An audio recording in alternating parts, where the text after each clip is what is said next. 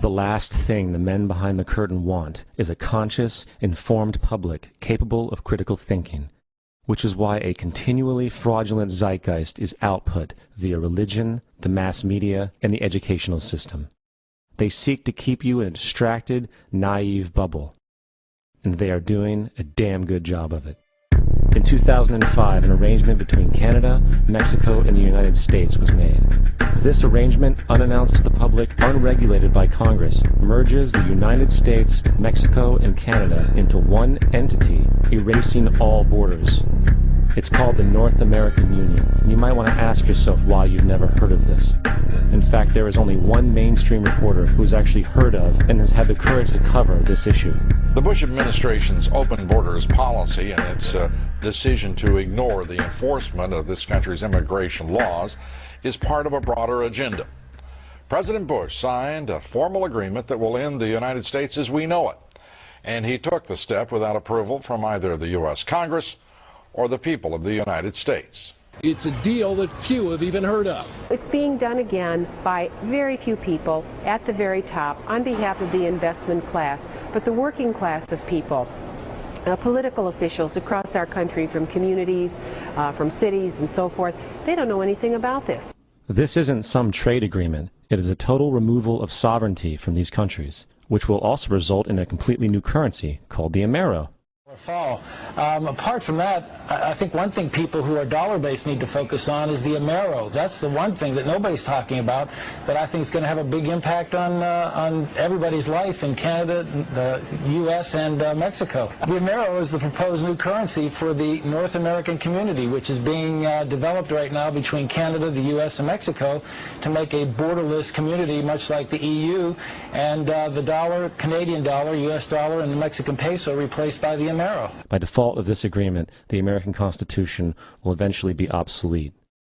You would think that a situation like this would be on the cover of every major newspaper. That is until you realize that the people who are behind this movement are the same people behind the mainstream media, and you are not told what you're not supposed to know. The North American Union is the same concept as the European Union, the African Union, and the soon-to-be Asian Union, and the same people are behind all of them. And, when the time is right, the North American Union, the European Union, the African Union, and the Asian Union will be merged together, forming the final stages of a plan these men have been working on for over 60 years. A one-world government.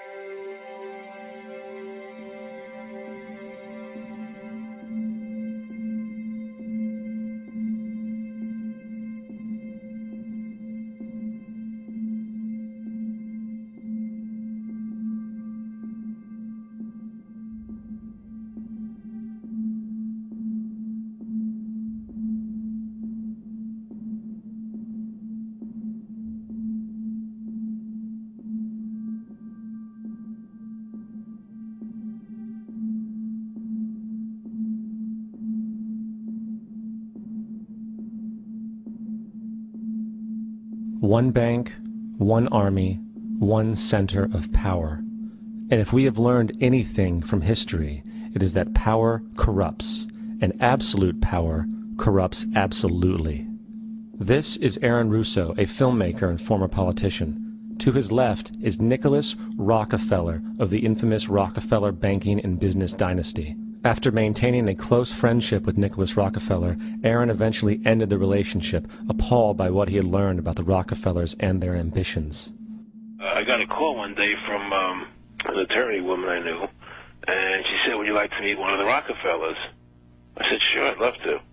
And we became friends, and he began to divulge a lot of things to me.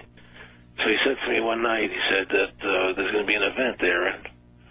And out of that event, you're going to see we're going to go into Afghanistan, so we can run pipelines from the Caspian Sea. We're going to go into Iraq to take the oil and establish a base in the Middle East. And we're going to go into Venezuela and try and get rid of Chavez. And the first two they've accomplished. Chavez they didn't accomplish. And he said you're going to see guys going into caves looking for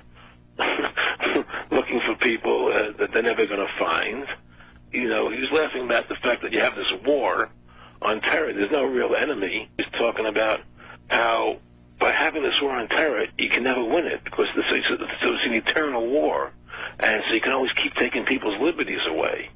And I said, how are you going to convince people that this war is real? He says, but the media can convince everybody it's real. I mean, you know, it's just that you keep talking about things, you keep saying it over and over and over again, and eventually people believe it. You know, you created the Federal Reserve in 1913 through lies. You create 9/11, which is another lie. Through 9/11, you're fighting a war on terror, and now all of a sudden you go into Iraq, which was another lie, and now they're going to do Iran. You know, and it's all one thing leading to another, leading to another, leading to another. Now, I would say, what are you doing this for? What's the point of this thing? You have all the money in the world you ever want.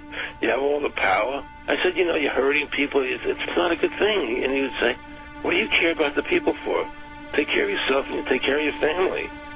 And then I said, so what are the ultimate goals here?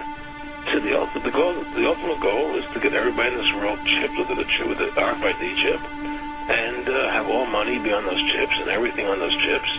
And if anybody wants to protest what we do or violate what we want, we just turn off their chip. That's right, microchipped. In 2005, Congress, under the pretense of immigration control and the so-called War on Terrorism, passed the REAL ID Act, under which it is projected by May 2008, you will be required to carry around a federal identification card, which includes on it a scannable barcode with your personal information. However, this barcode is only an intermediary step before the card is equipped with a VeriChip RFID tracking module, which will use radio frequencies to track your every move on the planet. If this sounds foreign to you, please note that the RFID tracking chip is already in all new American passports.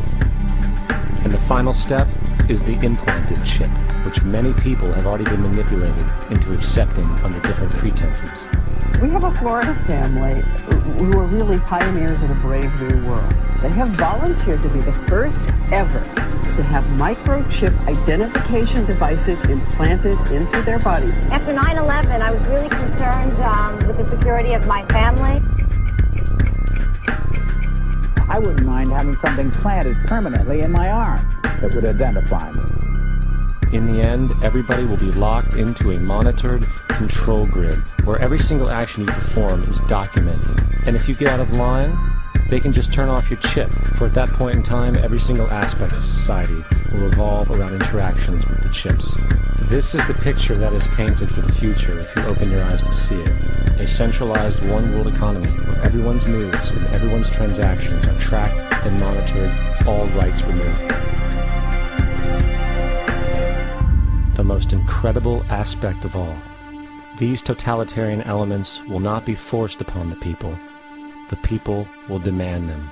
For the social manipulation of society through the generation of fear and division has completely detached humans from their sense of power and reality, a process which has been going on for centuries if not millennia. Religion, patriotism, race, wealth, class, and every other form of arbitrary, separatist identification and thus conceit has served to create a controlled population, utterly malleable in the hands of the few. Divide and conquer is the motto, and as long as people continue to see themselves as separate from everything else, they lend themselves to being completely enslaved. The men behind the curtain know this, and they also know that if people ever realize the truth of their relationship to nature, and the truth of their personal power, the entire manufactured zeitgeist they prey upon will collapse like a house of cards.